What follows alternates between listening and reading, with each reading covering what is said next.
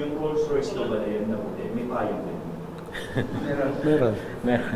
Meron din siyang payong. So, 4 na po yung payong na kailangan po nating ibenta.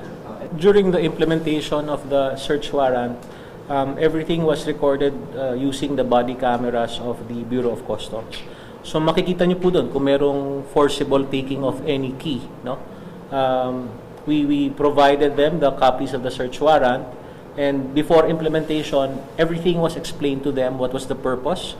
May nilalaman ang order ng search warrant to bring the vehicles sa korte.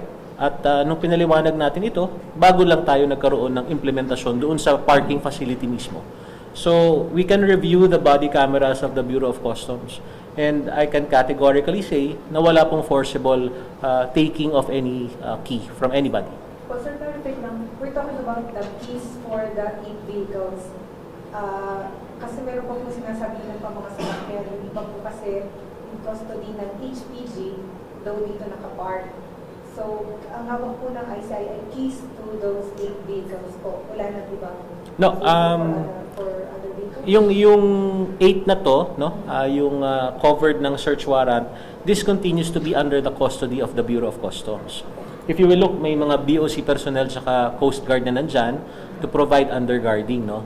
So, it appears quite difficult to understand, no. We are implementing a search warrant for 9, yet the accusation is forcibly taking 30 plus mahigit. So, dun pa lang parang medyo nahirapan na akong. Anyway, the point is there is documentation to disprove that there was any forcible taking of any keys. The body cameras of the Bureau of Customs can disprove that allegation.